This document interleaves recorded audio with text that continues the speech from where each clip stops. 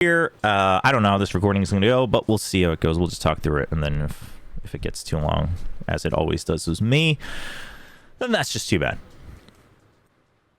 Hello, YouTube.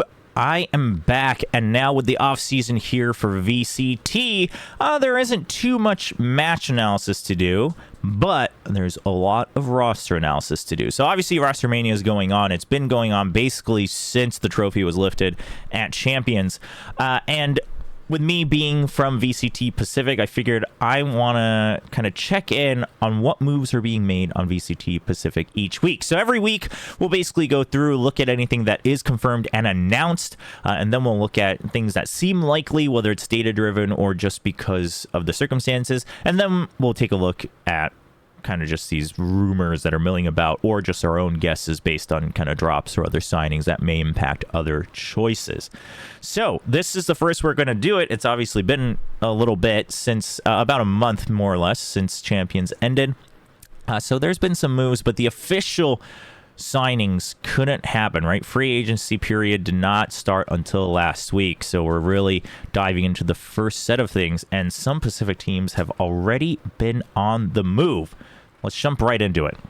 We'll start by looking at the handy-dandy spreadsheet that Flynn likes to put up for all of us that are just craving news and rumors. So Flynn kind of just goes through and, updates these. I think they've been doing it daily, which is kind of crazy to me. So props to them. Thank you, Flynn, on Twitter. But yeah, this basically is a compilation of all the news that has been going around. And we can take a look at that. So basically what we're looking at is we have some blues, which are basically the signed/announced. So we've got some blue changes on T1. The DRX one was just updated for yesterday. And then we have not too many other ones that are announced. We have a lot of drops that have been announced, right? GenG is looking pretty empty. Talon they have not re-signed with a couple of their players. So we'll see how this goes. First up, actually, starting with the most recent bit of news, we just had RRQ announce that they have signed Estrella. Signing Estrella, I'm curious about this.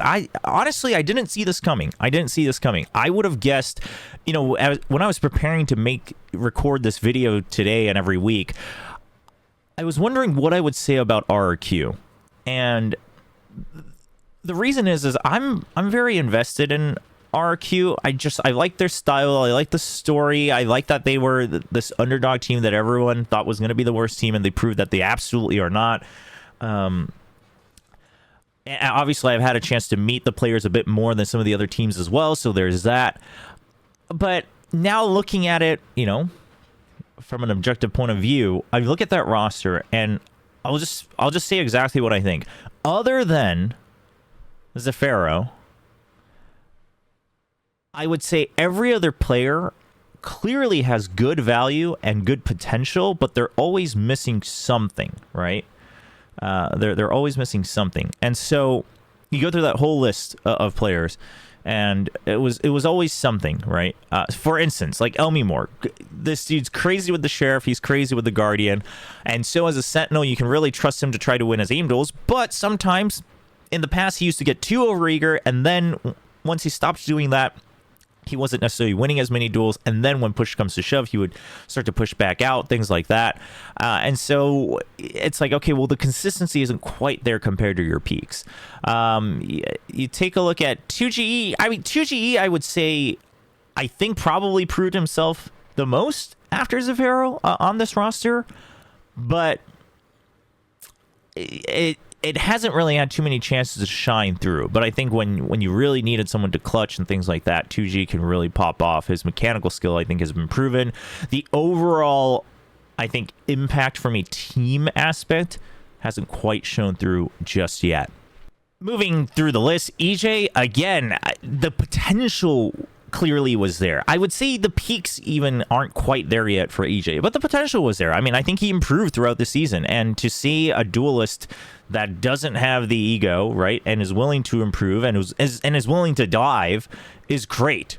But if his peaks aren't quite there yet either, obviously, in terms of explosiveness and things like that, and consistency and trusting that it's your duelist. You basically want someone who eventually, if the time comes, can really pull you out of the gutter, right? And so EJ, we'll just say it like it is, he hasn't really shown any matches like that this year in Pacific. And then Flipstrider as well. I think overall his IGLing is good. I think when he has to clutch, he can clutch quite well as well. However, he also has a lot of first sets, and if you're if you're the main initiator, one of the main initiators and IGL, and you're getting a lot of first deaths, it's not the best. I almost feel like Flips plays better when he's left alone, and a part of that is probably because he's IGLing, and maybe he does a lot more like hands-on IGLing than some of the other IGLs in the world.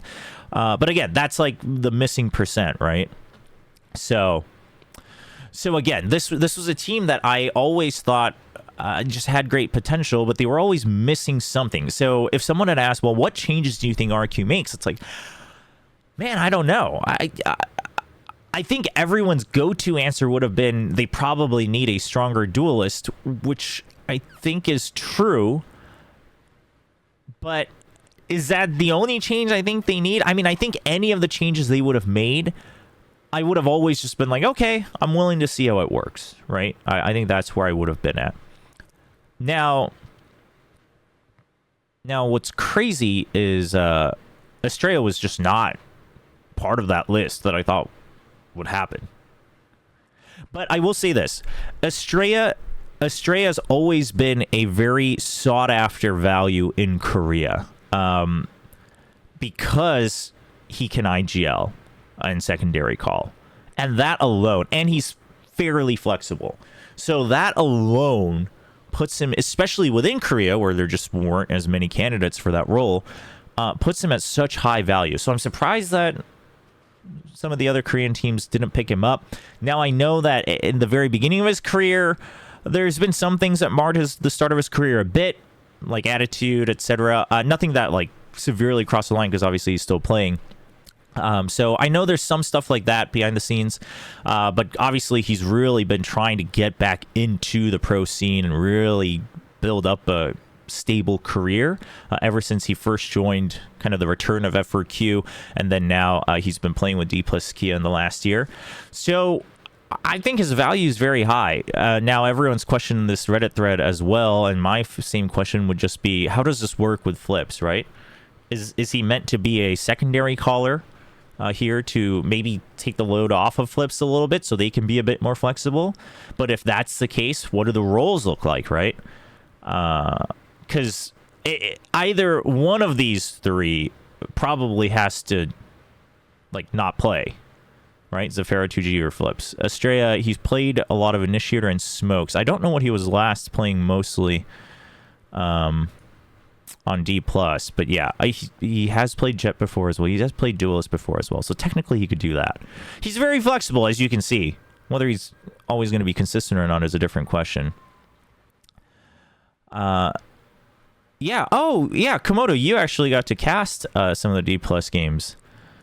They were out by the time I got there. So, yeah, here's the thing. I think his value is very good. The question is what does the rest of the roster look like? And I will also say, I can't imagine this is the only change they make. If this is the only change they make, here's what I think. I think Flips, I think they play together like every game. So it's probably Zafira, Estrella, and Flips playing together every time. But at that point, EJ like has to play Duelist unless they're putting Estrella back on Duelist, which I don't think that's the case. But I can see if this is the only change they make, I imagine they're putting a lot of value in Estrella helping call alongside Flips. And then, you know, I'm sure Zafira has helped with that quite a bit in the past as well, so that should help. And they're just banking on that having a better impact on the team.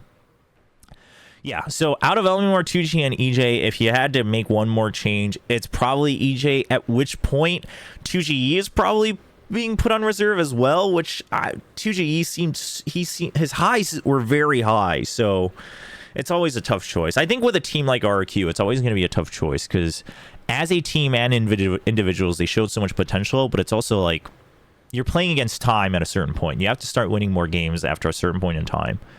So yeah, that's my thoughts. But I will say, Estrella, I'm very keen to see how this works because I think there's good potential. Moving on to the next confirmed changes, we have T1. So we can look at the actual post. So T1 announced yesterday. Is it yesterday? Yes. Whoa, this is very bright on my monitor. But they are welcoming Izu, King. King, what happened to your hair? And Xcurate. So the Xcurate signing, I think a bit out of left field. The King signing, ever since he didn't renew with GenG is not surprising at all. I mean, especially considering that the players that T1 had dropped as well. So obviously Introban and Munchkin were dropped. So I think getting King to replace Munchkin on Sentinel is an absolute pickup. And then Izu, this is a player that a lot of people thought had crazy potential when he was playing in Challengers Japan. And his stats speak for himself, right? So Izu, I think all of us expected Izu to be signed onto one of the Pacific teams this year. It was just a question of which team and would he be put on the starting roster. So, Izu being signed to T1 is not surprising at all. We can start with King. So let's talk about the King signing. Now, my biggest qualm with King was always, and probably with anyone, is that he never, ever played Chamber as a Sentinel player, even during the Chamber meta, right? Which is why eventually he was put on reserve on the old DRX, and then, of course, later on he moved on. So that's the only thing. Actually, he did play Chamber once. It did not go well. Actually, I think I remember that game. So aside from that, he's obviously very good with Killjoy, and he's pretty decent with Cypher as well. And I would actually think his Viper is better than his Cypher. I think his Viper has gotten very, very good now that he's been playing it a lot more in the Viper-driven meta. So King's very good. You're always going to be able to trust him to just lock down a site. He can also clutch very well. He's a great rifler. The only problem being that he was never an opper, right? That was his biggest problem. That was his literal biggest problem, was that he just never, ever opt. Ever. So the question is okay, well, Chamber's like kind of trying to get back into certain maps on the meta. I'm curious to see how does this T1 roster work with that. Because I assume this is it. I don't think they're making any more changes. If they make any more changes, it's probably a question of, do they drop someone just to keep 5 or do they keep 6, right? And if that's the case, I'm not going to say it. I mean, if that's the case, on paper, it's probably Carpe, but I don't know if that's... there's a world where maybe it's Saya, but I don't think so. I think they're probably keeping 6. Xcured is a big opera. Was always scared if he's alive in a clutch. And you'd guess he'd be going to Sentinel in this roster. Yeah, so that's the curious thing about this roster as well, though, right? Is just what exactly... I mean, I don't think we can really rely on his pro matches so much. I think Xcured's probably willing to kind of pick up whatever role he's given. That would be my guess. But Izu is a just done deal duelist, right? So there's 2 ways that I see this working. Now, if you're picking up King, unless you're putting him on reserve, there's no world where King's playing anything but Sentinel. And I'm counting Viper as a Sentinel, right? You've got ZETA as your flex/initiator. And then you've got Saya as a duelist. You've got Izu as a duelist. And then you've got Carpe and Xcured. And Carpe's kind of a wild card because he's still he's only played Pro Valorant for a year. Technically less than. And he played, mostly Initiator. Originally, they tried to put him on Smoke, so that didn't go well. But you kind of have him shifting here and there. He eventually picked up Killjoy, but that was really just to allow Munchkin to be more flexible, I think, and it didn't work out very well. So for now, we're counting him as an initiator, but in the offseason, maybe you have him prepare a different role. And then you've got Kevin, who, you know, has played a little bit of everything, but mostly it's all just one, so we can't really count on his, obviously, pro career because there's not too much to bank on there. So here's how I see it. The way I'm seeing it is if you're keeping all 6, it's probably Scion Duelist, right? It's probably King on Sentinel. And then, oh, but do you take Zeta off of main initiator? I don't know. I mean, he's been playing a lot of Harbor, but if you're going back to Sovas, you probably want Zeta on the Sova. I imagine that it's Zeta Flex. I mean, how do we feel about Excurrent on Smokes? I guess that's the only thing he hasn't played, so maybe not.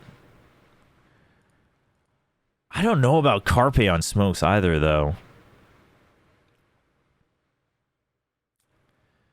Well, so, yeah, so I think the Izu pickup, the very most likely thing is either it's a battle between Izu and Saya to become main duelist, or it's really just, hey, double duelist continues to be a thing, so we want Izu to be that guy who can play double duelist, and they're going to continue going with this, like, rotating 6-man roster. So there's that. And if that's the case, if they don't want to do rotating, yeah, maybe Carpe's the one that sits out, right? Maybe Carpe's the one that sits out. But yeah, the only the thing is T1, I think, learned their lesson with rotating, which is why eventually they just had Intro sit on the bench the whole time.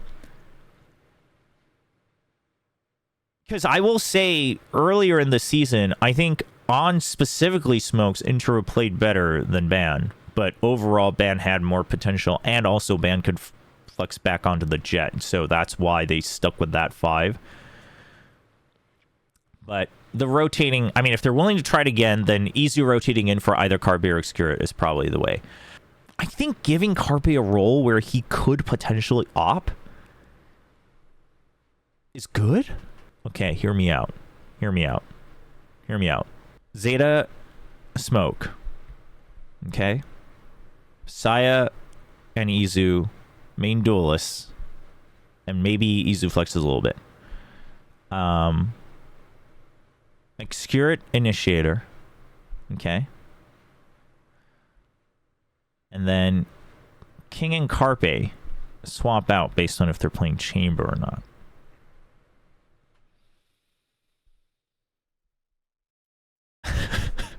Are we overcooking? Do you need that if you have Saya, though? Well, I think if you're moving away from a Jet meta, there's... And even in a Jet meta, we've seen the value of a Sentinel or a passive Smoke player being able to op. Like, having someone who can op gives you so much more flexibility. Right? It gives you so much more flexibility. So, for instance, Boostio being able to op on Killjoy... on Fracture was so much, just simply the fact that he was the one who could op on that map gave so much more flexibility and power to EG and the style they play, right? Because now you can have your other players just kind of roam about and be much more active. And it's just one of these things. It's like, okay, maybe your Jet is opping or your duelist, whatever role they're playing, whatever agent they're playing, they're opping, and now you want to push out on a round. And it's like, well, we don't want to give up the op. And it's like, well, our Sentinel or whoever is not good with the op. So it's like, well, I guess we can't do that. It gives you a lot more to work with. And I think we're going to start to see the value of that a bit more, especially if Jet isn't going to be played as often, which I only imagine she won't be, at least for the beginning. So, yeah, so I don't know. I mean, I will say this. The one thing I really like about these pickups, Izu, King, and Excurit, is I think it's a good shift away from the original roster. Nothing against these players. I love all these players. And I think Ban especially, I think, proved a lot of the potential that he had. He was kind of the one starting on the back foot on this roster alongside Carpe. And I think Ban proved himself quite well. But okay, so you're losing out on Munchkin, who Munchkin brought a lot to this team in terms of veterancy and clutch factor. However, I think Munchkin's on a bit of a timer, right? I think we're starting to see talent just really catch up. And I think Munchkin's on a bit of a timer. And I would say if you're comparing timers to timers, King's timer has a bit more time left on it. That's just how I feel, right? So there's that. And then you have Ban and Intro. Well, Intro was on the bench. And I think Intro, as much as I love this guy, I loved him back when he was playing in Challengers Korea way back when. And I think he has a lot of potential. I don't think he's ever really proven his own potential to himself or to anyone else. And so you've got someone who maybe wasn't growing as fast as you would have wanted. And then Ban, again, someone who showed potential back in North America and continued to prove it just a bit, but you're looking for a bit more extra firepower. So I would say Izu has proven firepower by quite a lot over in Challengers Japan. And while we can joke all we want about how Japan doesn't have that much talent, something came up from Japan. I think Jemkin, Crystal, these guys have still proven themselves. Even though Jemkin had that one game on Bind where he had 0 kills, I would say that his stocks are still very high, things like that. And then Excurit, right? Someone who does have some competitive experience, but now is getting back into Valorant, but also probably has insane firepower and mechanics. So I think you're building this roster into the right direction of, like, we want to future-proof this roster. Because the biggest question mark about T1, even this year, even if they had done better at Champions, was always like, yeah, but this, like, how far can this roster really go, right? With things like military service and other things, and, you know, just how many years they've played across different games and things like that. It's like at a certain point, like, you have to start to feed in some younger talent to future-proof yourself. And I think this is one of the first steps to do so. How do you think the comms will work with Excurit?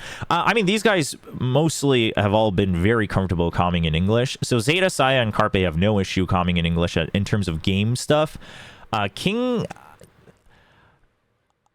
he can use English. Some people are saying that his English is fine. I don't think that's true. Some people are saying his English is just as fine as Stacks, which Stacks' English I don't think is fine for, like, live in-game comms. But King's probably the one that has to work the most for it. Izu, I don't know, but just the fact that he was, you know, abroad probably makes him a bit more open to it.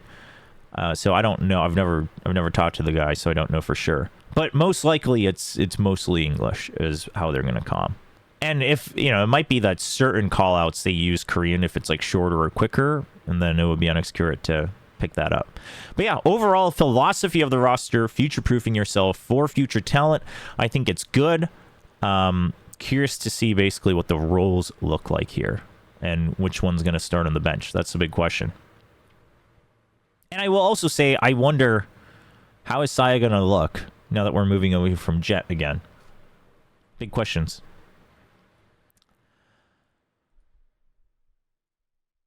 All right, what's next? Well, I guess we have the news that DRX has extended their contract with basically all their players, other than Buzz, who his contract was originally until next year anyway.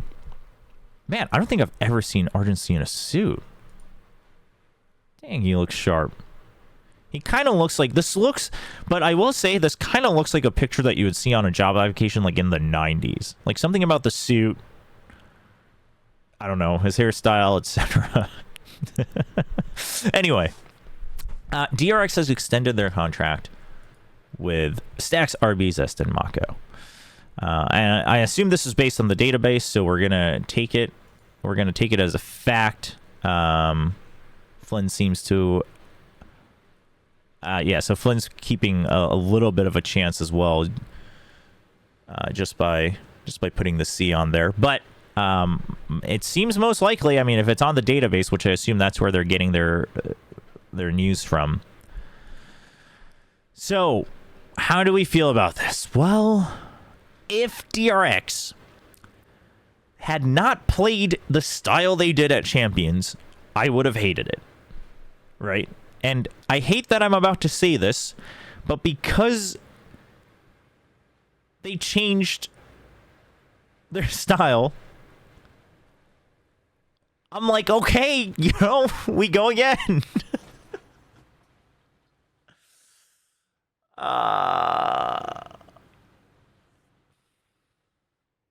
Word on the street is that Mako might go duelist. Honestly, didn't I mention that at some point? I think I mentioned that at some point. That what if Mako went back to duelist? Because Mako was a sick duelist. I mean, that's the other thing, is that like Buzz can flex back and forth, Mako can flex back and forth, RB can flex back and forth. Like, this team, they have everything. They have everything except for a super consistent opper and some sort of mental block, whether it's individually on the players or the coaching staff or the team overall, right? And obviously that's a very big part, but it's just like on paper the ingredients are so there. Put Mako back on Sage. He was also an insane Sage. I've never seen him on a duelist. He used to play Jet. So the thing with Mako and Buzz is that they were both insane Jets in Korea. They were both rising Korean Jets. And then DRX brought them in.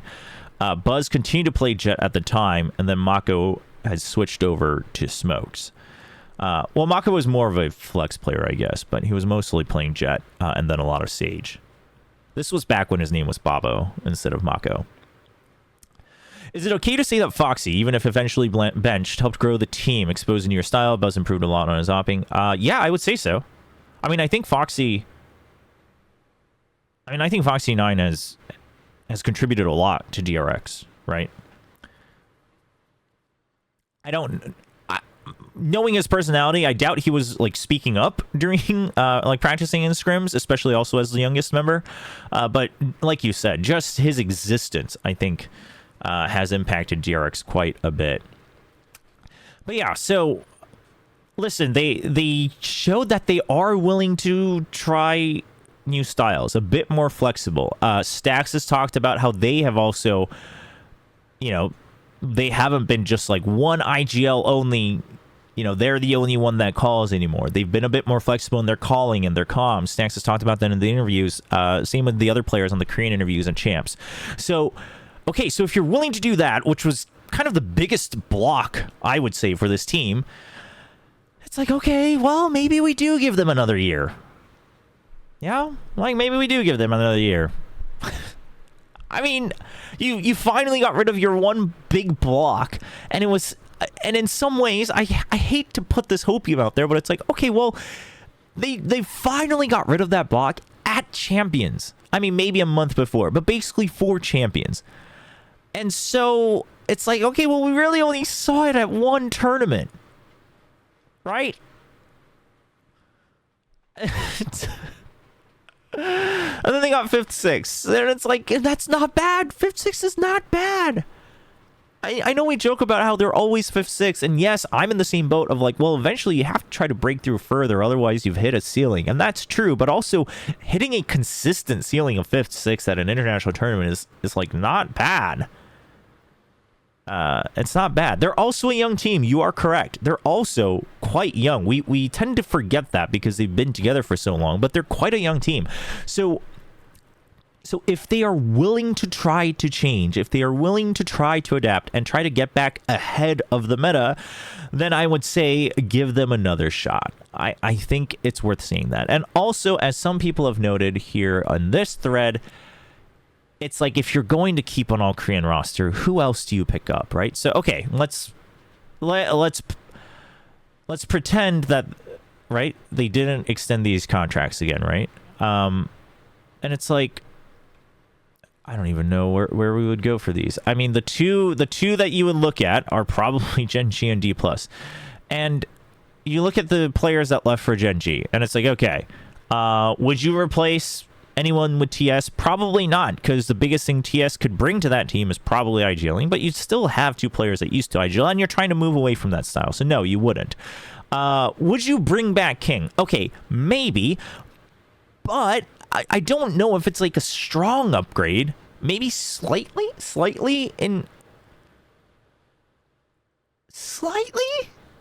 but not that much. Not that much. Over either Buzz or RB on Sentinel, right? I would say not that much.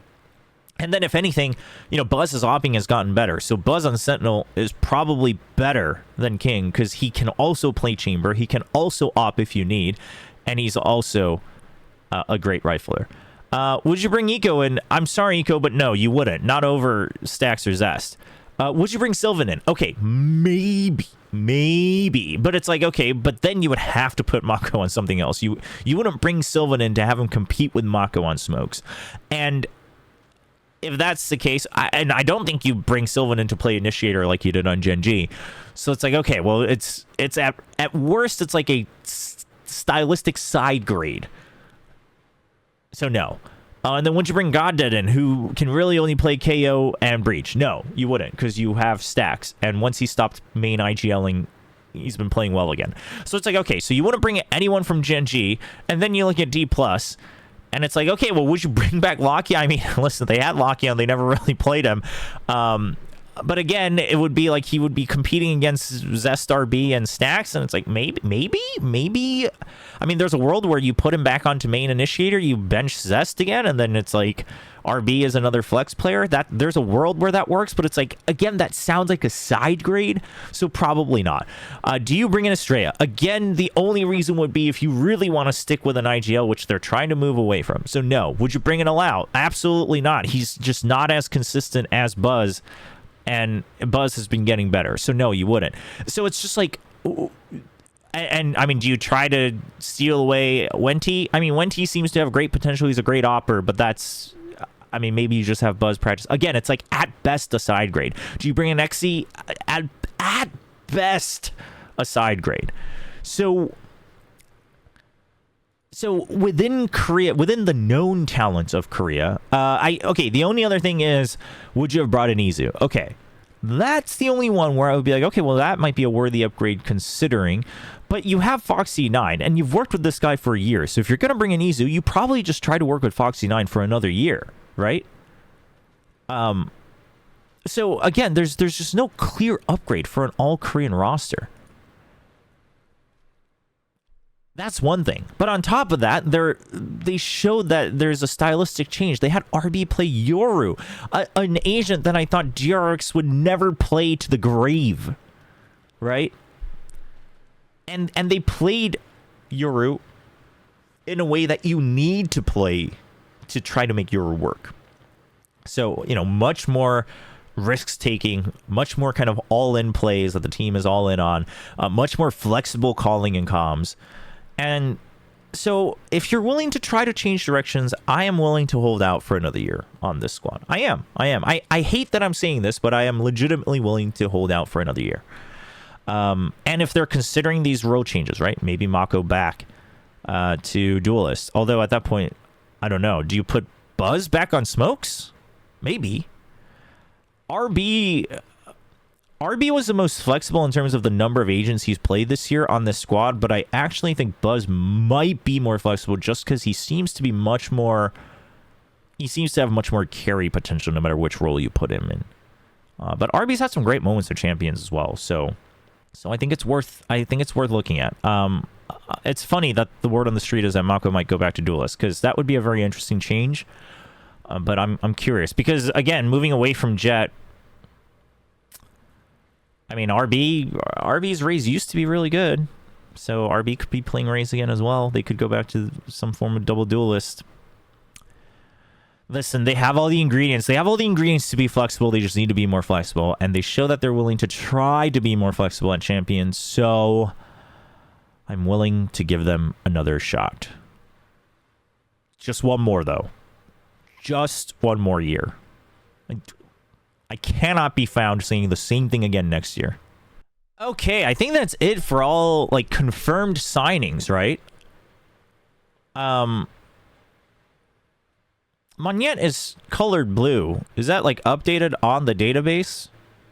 I would assume. I can't imagine that Flynn would update something blue if it's not on the database. Obviously, everyone saw the news that Monyet was signed to Paper X. Monyet pretended that it was bait, but supposedly it's on the database. So we all know GenG, he had his last dance at Champions. Unfortunately, could not lift up the trophy, which is really unfortunate because I feel like they had such a strong shot. But GenG will be going to do his mandatory national service in Singapore, so we will not be seeing him for quite some time. And so Paper X need another explosive player. In comes Monyet, who had a absolutely insane year on Global Esports. Oh, actually, no. Let's just look at the league, right? That should give us a good idea. All right, Monyet. Why is... Oh, this is for the show match. I was like, why is Bunny on here? Okay, get rid of that. That freaked me out for a second. I was like, what? But yeah, so looking at Pacific, Monyet had a crazy year playing smokes, right? Playing controller on Global Esports, who had some shining moments, but overall did not place well. So just absolute insanity of stats. He obviously had the most kills recorded during a Pacific game for a while, during a LAN game as well, official LAN game for VCT at 39. Just an overall really solid stat line. You know, a solid number of first kills as well, given his role. He was always good for clutches. He was very flexible with weaponry.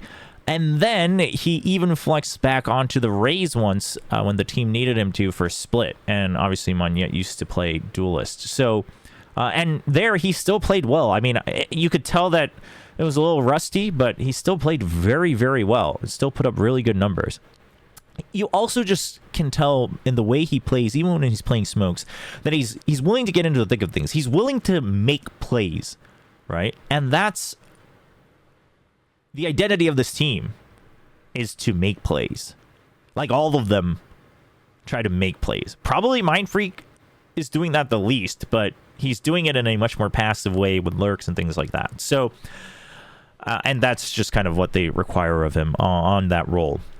So if they go, if Monyet comes into Paper X, most likely he will be playing the secondary duelist, which, now that we're moving away from the Jet meta, that's a possibility. I mean, also just the way he picked up controllers, I think it's very possible that he could just pick up another role as well.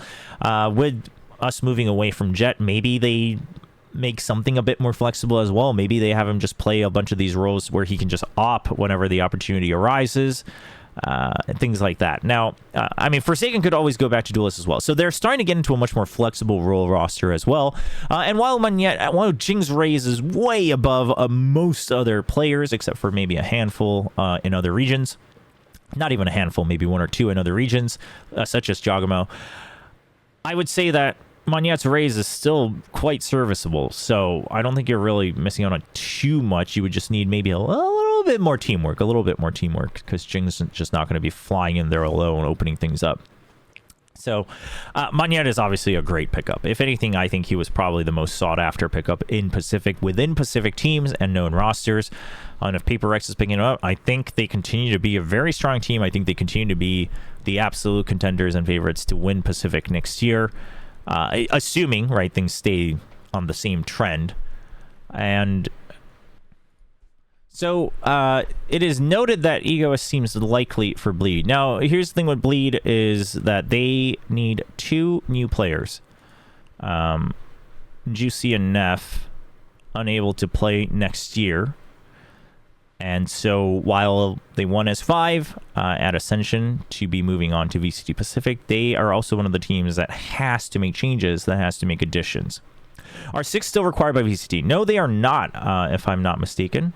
I believe the new roster rules state that 6-mans are no longer required,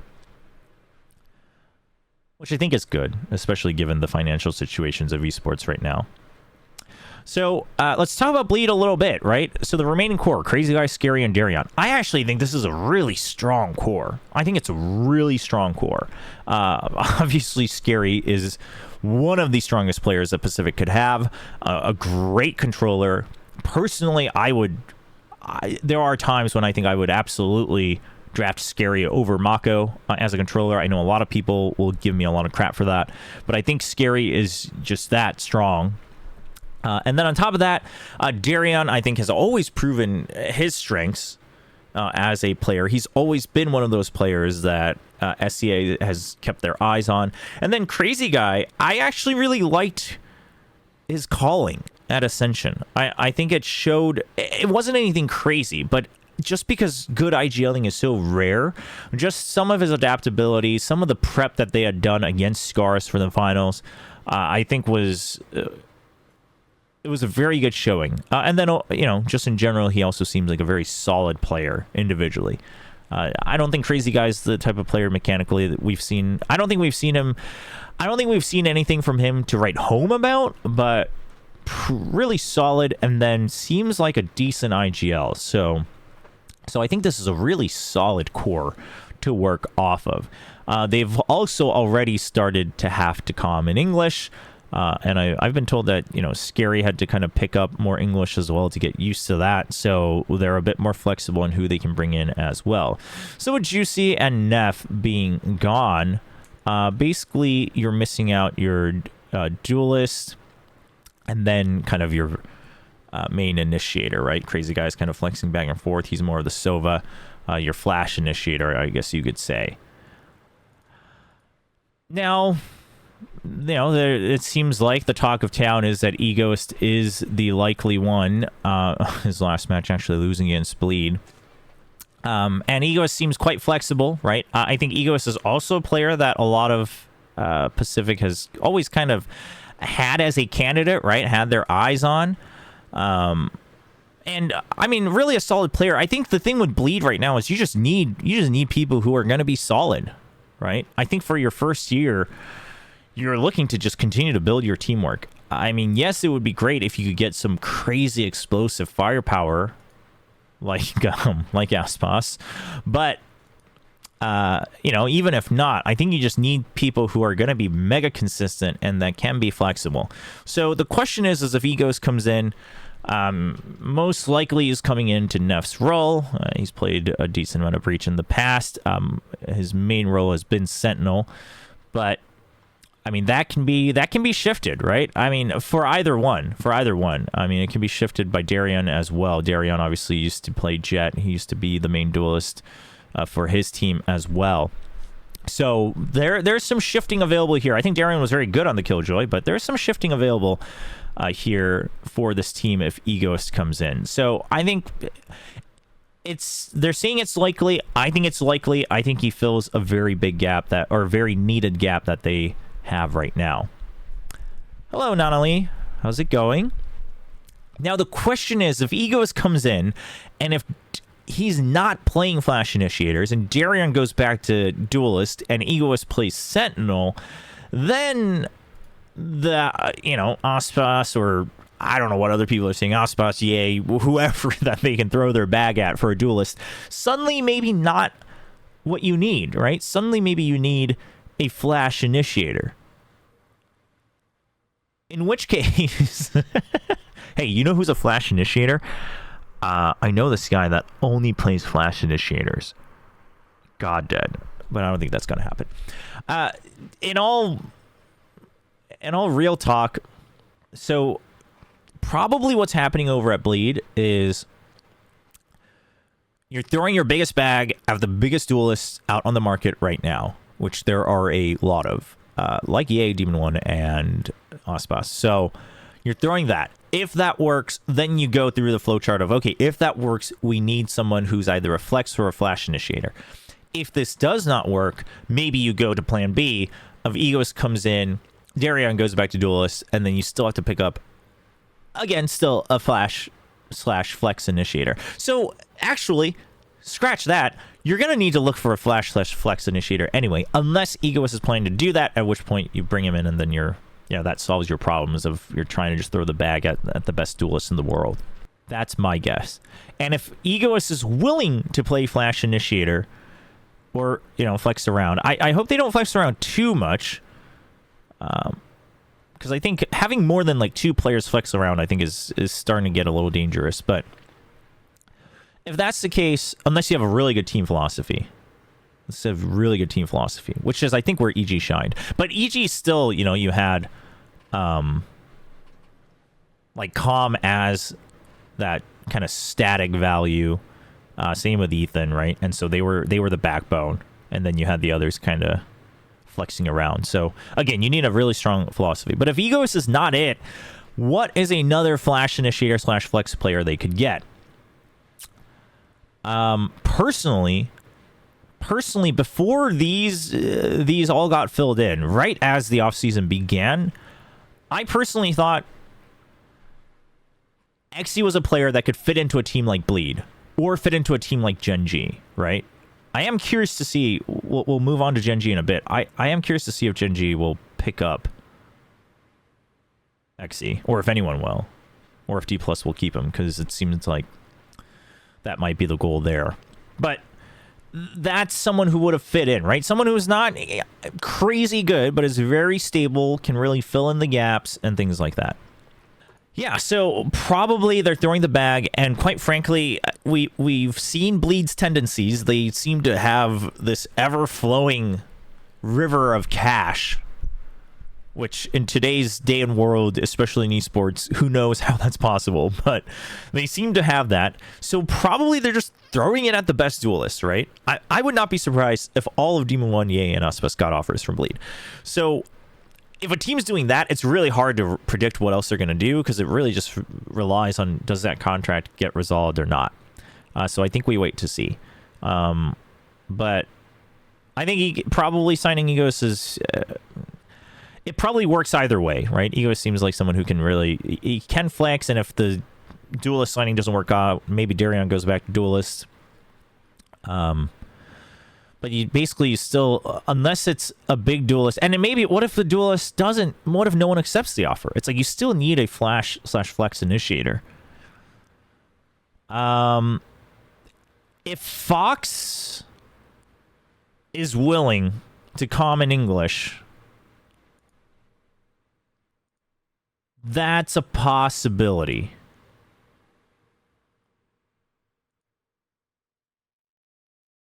That's a possibility.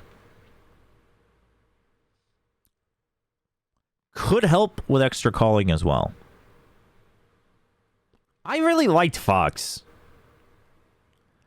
I think his plays were pretty good. I think his ideas when calling are pretty decent.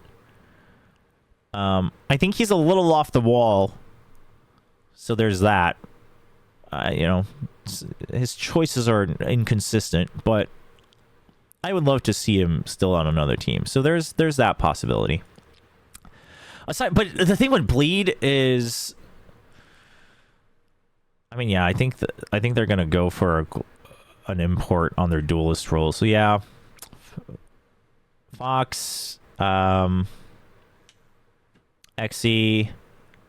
Yeah, I don't think Xe speaks good English though. So there's that. Who else is available?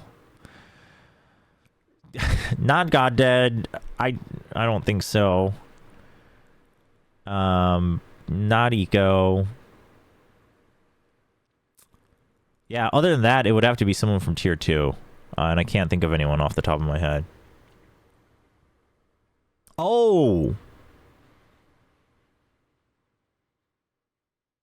Honestly, in terms... Ooh, honestly, Crystal could be good, but I don't think he would. But Crystal could be someone who fills that gap.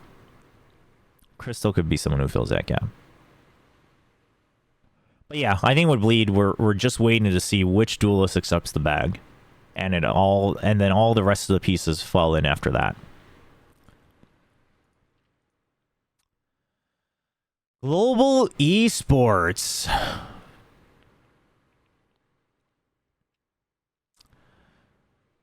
Okay, so Texture announced free agency, right? I believe Texture announced free agency. Aaron is out. And then we don't really know for a fact about anyone else yet. Did Texture announce free agency? Or am I making this up?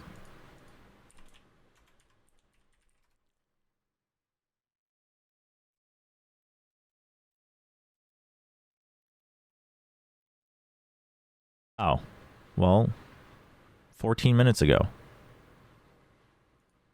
Oh, the database was updated. Well, he's off. This is fresh.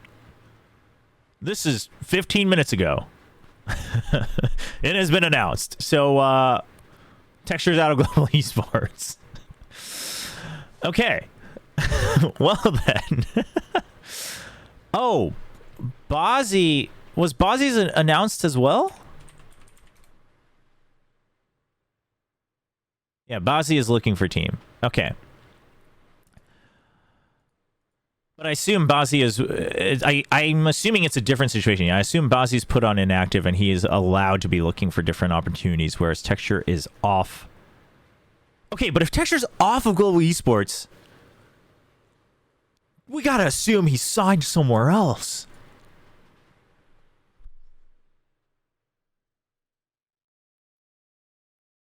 What if this is still true? What if it's Estrella and Texture on RRQ? Texture and Estrella on RRQ. Texture has already started to learn English, so I think he's willing to continue playing on an English-speaking team. Put Texture back on Duelist. Texture was one of the more consistent oppers in Korea. And that was one of the aspects that RRQ was also missing, a la DRX. But, okay, so if Texture is out, we can talk about Texture's future in a bit. But there is a world where... Okay, so here's how I see it. I think there's a world where Texture goes to either RRQ, I guess Bleed, or GenG. I don't know how the personalities would clash between Meteor and Texture, but if Texture is happy to continue playing Sentinel, there's a world where he goes to GenG as well, if GenG wants an all-Korean roster. So yeah, so Texture, I think he's got his options. And the thing with Texture is I always used to say this of like, okay, well, if Texture, no matter how great you are, if you're the most consistent factor on all your teams where you're not winning, you're always short of something, at some point is the issue with you. But the problem, we have to remember that he had signed this crazy long contract with Damwon in the beginning. And so he was kind of in contract prison. And while, yes, they had different iterations of that roster, it's like, okay, well, maybe we do need to give him, 2 or so more years. So we'd have to look at that. But yeah, if Texture's out, yeah, Global Esports, I mean, we don't know for a fact about SK Rossi or Lightning Fast. And I guess Monyet's not updated yet. Now, there was the rumor that Blaze King seems to be signing with Global Esports, which Blaze King's a fine player. I think Blaze King's a great player. I think he's got some very good impact for his team, like on stage. I think he's got some decent clutch factor, but I now that we've seen the level at which Valorant is growing, I don't know if Blaze King's not someone I would write home about. But also, if you kind of just need players, I think Blaze King's a solid person to have as long as you have other explosive players. So yeah, but that means not Blaze King. That means Global Esports is an absolute wild card. But here's the other thing: is that what are your options? What are your options? I mean, I don't know. This is where the Aussies come into play. Actually, you are absolutely correct. This is where that happens. This is where that happens. And I think it's worth looking at. I think it's worth looking at for Global Esports. I think you're absolutely correct. Also, hey, speaking of Flash initiators, if Bozzy's off, if he's looking for a team, Bozzy can common English, I think.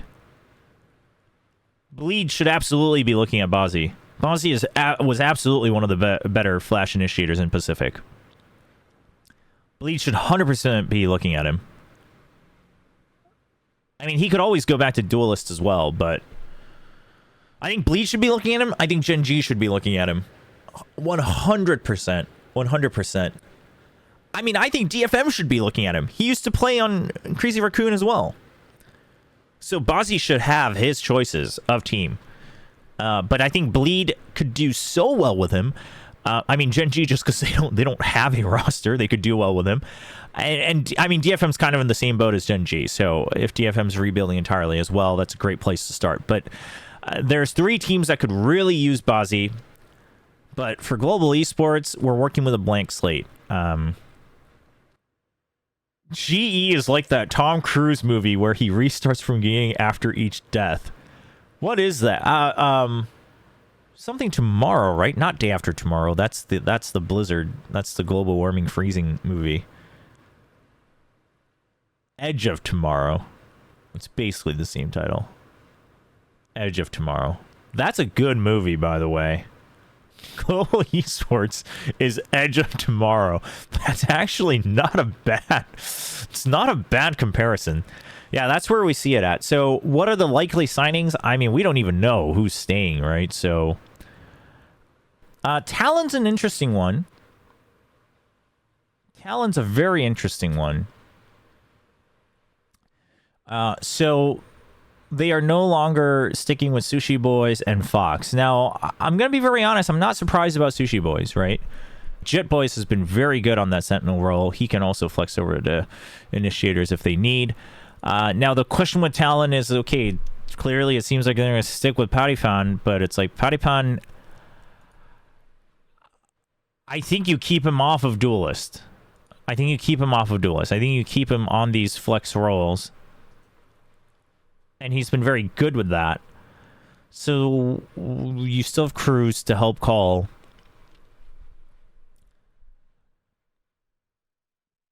I mean, you really just need one more, right?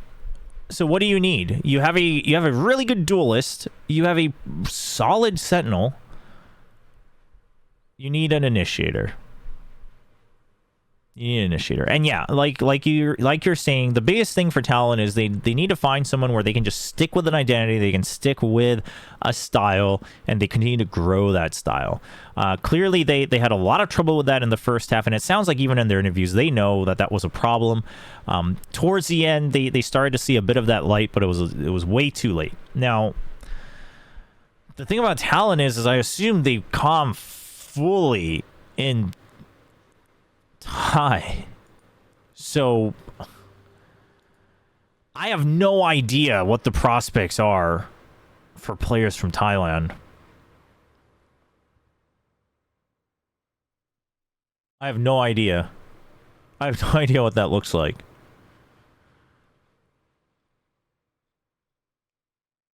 Because Scary was the... I guess Xerxia. We're looking at Xerxia. Scary was the only one in the playoffs. And then whoever... Oh, Full Sense. Who was still on Full Sense? I always forget that Full Sense is... Dude, John Olsen. Lammy Snacks.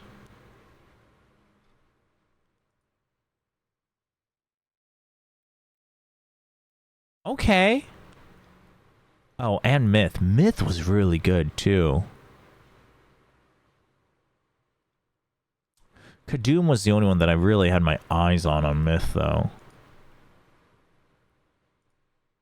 We're looking for a Flash Initiator. And it's not very promising.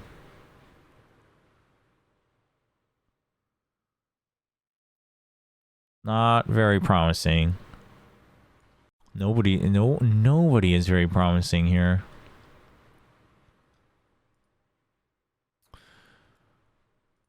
I feel like Limey should have better stats. Oh, he's mainly Sova though, huh? You know, he's just started playing Sky because of the Sky meta. The stats aren't better. Yeah, I don't know. I mean, you have options. I just don't think they're great. I don't think they're great. Yeah, but honestly, I mean, any of these choices could work. You could get Limey Snacks, have him play Silva Fade, and then Cruz could go back to Flash Initiator. Cruz has played a little bit of everything as well. So there is that, but they want an Initiator slash Flex. They want an Initiator slash Flex, so... I mean, Pat could play Flash Initiator, although I do think he shines a lot more on the smokes. I think the Omen and the Harbor work well for him. I think Omen's a really good agent for Patipan. So, yeah, I mean, yeah, I guess you could get, maybe, if you can. Lammy on board, and then Cruz flexes around a little bit. I think that could work. And then I think this team... listen, I think this is a really strong core, too. Garnett's, Cruz, Pat, and Jit Boys. I think it's a really explosive crew. Really explosive core. So whoever they get, they just need to be stable and fill in the gaps. And I think they could still contend for, like, top 6, right? Top 5, top 6. But we have no news yet, so we'll have to wait and see. We already talked about Global Esports. GenG... Listen, man, unless they're buying out the entirety of friggin' D+, I have no idea who they're bringing in here. Yeah, I don't know. And here's the thing is that I don't rate Esperanza that highly. I think he's good, but I think I've seen his cap. Personally, I really liked Wenti when he played for What was that team that he played for in Challengers? Tartarus. I really liked what he had to show. So he only played the one game for D+. I think Wenti's worth looking at. I just feel like his aim has potential and his opping has potential. So yeah, GenG is most likely going with an all Korean lineup. I can only imagine that they will, at least for the first, first 2 or 3 years. So if that's the case, I mean, they still stick with the whole Korean identity, the Korean Tiger, things like that. Just that org as a whole. So, but then you have to start to wonder, like, who are the options out there? So unless you have the money to try to buy out these people who are contracted with D+, which, I don't know. I don't know what that looks like.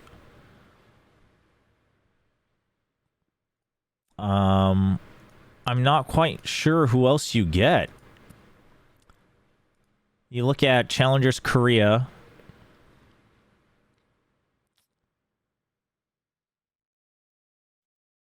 Wait. What? Oh. Open qualifier, none. There we go. I mean, we can look at that as well. Yo-Man is probably one worth looking at. If they can get Bane, Bane's probably one that's worth looking at. Jonghai is actually really worth looking at, in my opinion. Shadowcore was kind of the surprise roster, yeah.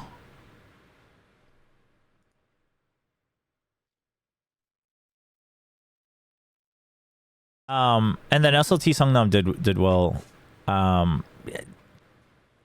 Selig is good, but you already have Meteor, so I don't think that's the route you go.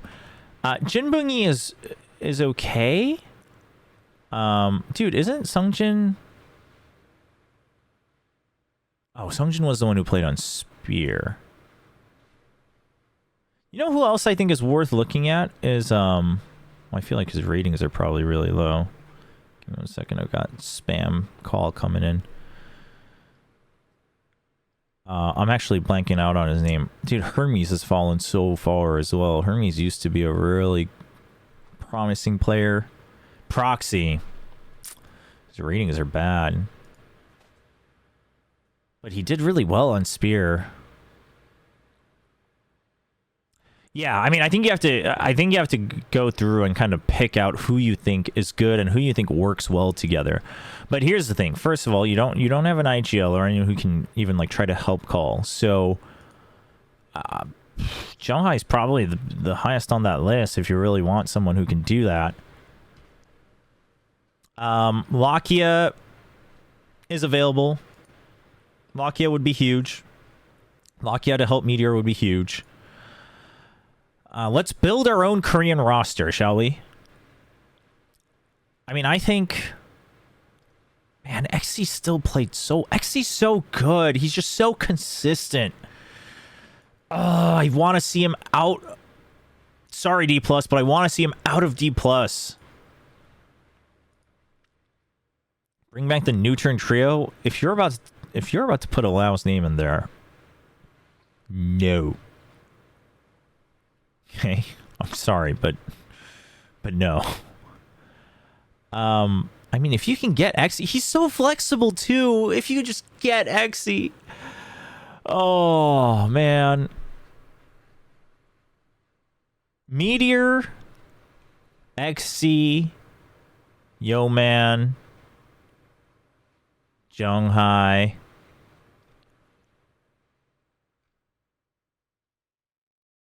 Who was the best Sentinel? Tom playing Chamber doesn't count. Dude, there are no Oh, it was Esperanza, but that's because it's D+. I mean, Esperanza's good. JD, really? But after that, no one's a 1.0 rating, so it doesn't... I feel like it starts to fall apart a little bit. And then maybe Proxy. Maybe Wenti.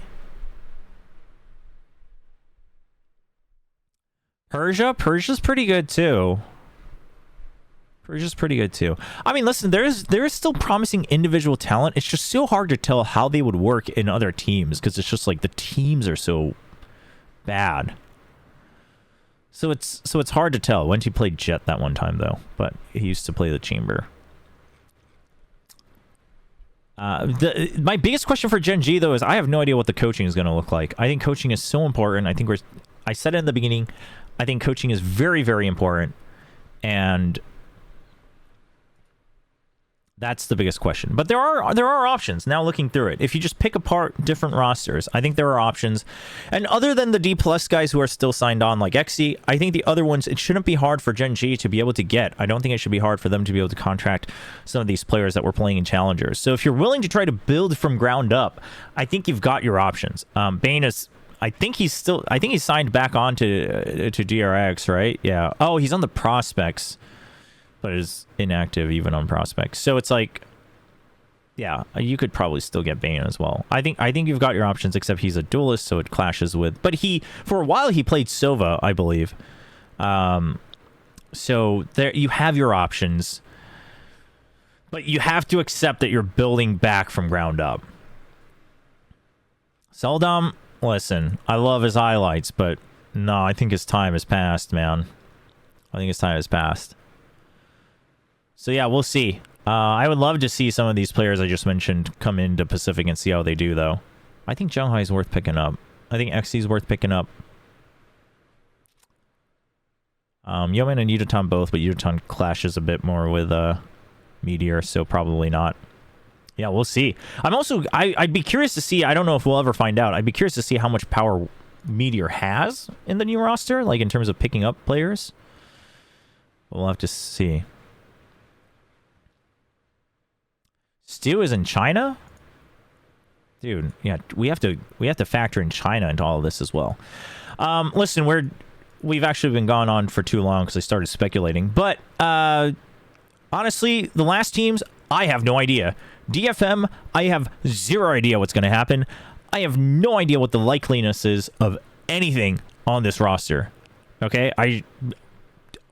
No idea. I mean, DFM started doing tryouts like in the middle of Champions, and there's still no news. So who knows? I mean, allegedly there's a pay issue in terms of like, they're just not competitive, or maybe they are, but they're just competitive enough that the clout isn't worth it. The clout from Japanese challengers is bigger.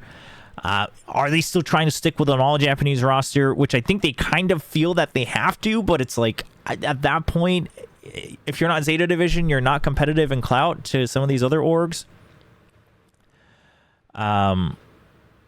So yeah, I have no idea. I have no idea what DFM's planning. As for ZETA division,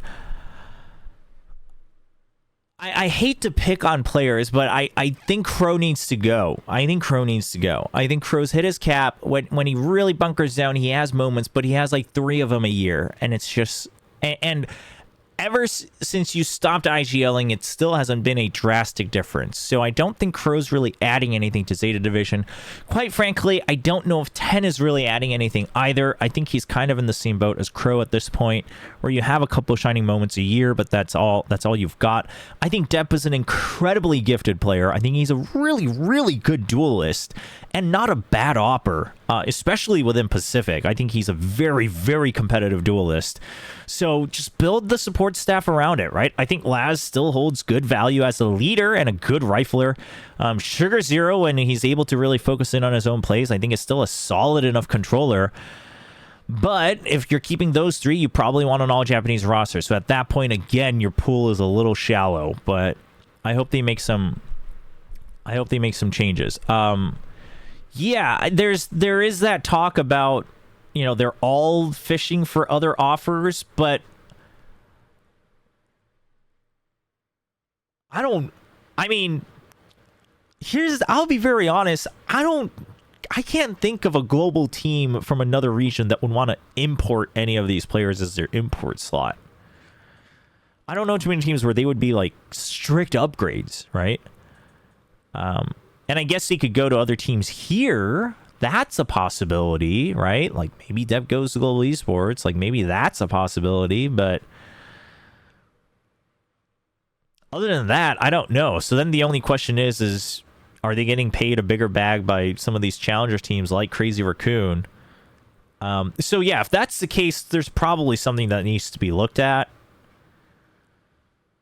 But we'll see. I don't know, though. I feel like probably, again, not knowing what the bag looks like, players like Depp and Laz, I think they would, unless it's just some crazy amount or another team where they think they have a better shot at a trophy, I feel like maybe they stick. But maybe they're also in that realization of like, well, who else would we get for ZETA division to even out our roster, right? So we'll see. And if they're all fishing individually, things could get messy real fast, right? Because maybe, some of you thought, okay, well, we don't have many good offers. Let's come back together as 5. And then one of you is like, oh, I'm sorry. Like, I got offered this much and I'm going to a different team. And it's like, well, now this plan falls apart. So who knows what that looks like.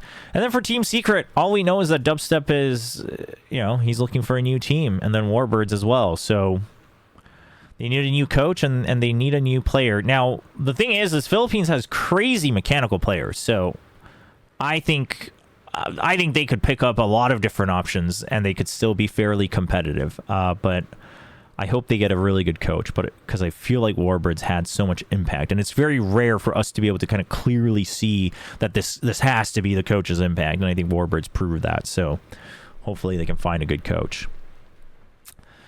But overall, I think Pacific is going to have more firepower. That much is for certain. I think it's going to be a bit more competitive.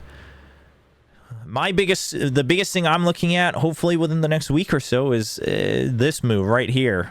Alongside Estrella, does Texture go to RRQ? Because that would be crazy. And I think that team could be really strong if that's the case. You want me to give my way too early standings? Okay, I'll do it. We'll do this every week. It's so weird to have 11 teams. So, here's what I think.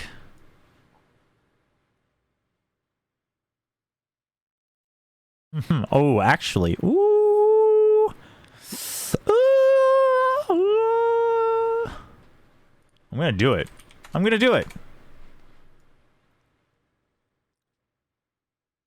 Well, this is rough with GE and GenG. It's like, well, we don't even know who they have. We don't even know if they'll have a team.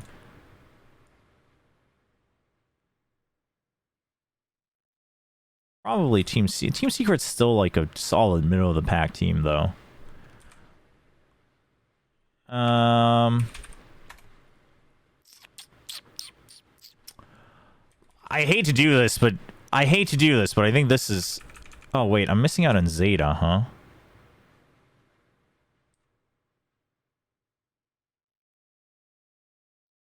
Hold on. We're not going to lock this in yet. Hold on. If GenG gets a quality combination of challengers Korean players, where do I think they would land?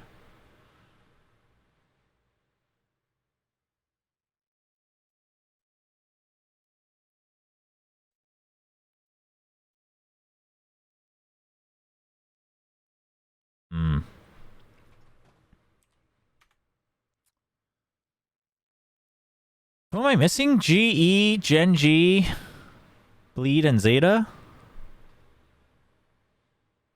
Yeah, see, you know, it's funny you mentioned that, because I was thinking that they would be rated above Talon, but it's like, man, I don't know. Talon's core is so good.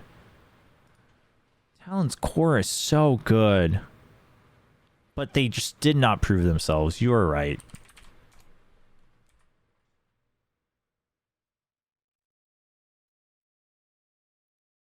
But ZETA has to be rated higher than this, assuming it stays together. So we're gonna have to switch some things around.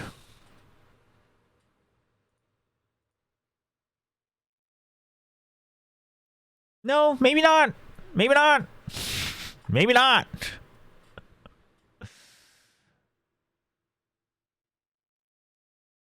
I'm actually okay with this.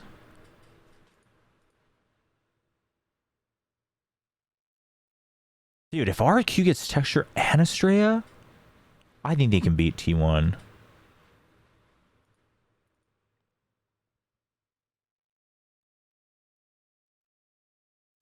Yeah, the only thing is just the Philippines, the players in the Philippines, all, like the rising players in the Philippines all seem to have such good mechanics that I think Team Secret, whoever they pick up, like it should be a firepower upgrade. And if that's the case, I think just their mechanics should be able to carry them further. If RRQ gets a better duelist than Texture, that'd be insane. They would actually be so good if that's the case. I love EJ, but it's just like, I mean, he's not, you know, competing for best in the world, right? So, yeah, you know what? For this week, I mean, again, this is like assuming GenG gets a roster that I'm really happy about. And G's just like, G shouldn't even be on here. G should just be out of the list and just be a big question mark. But I'm okay with this. All right, we'll track this every week. This is what I think. Cool, that's it for this week. This is the second week of September. We'll revisit this next week for more updates on the VCT Pacific rosters. Let me know what you think and let me know which team you're most excited for down in the comments below. And I will see you all next time.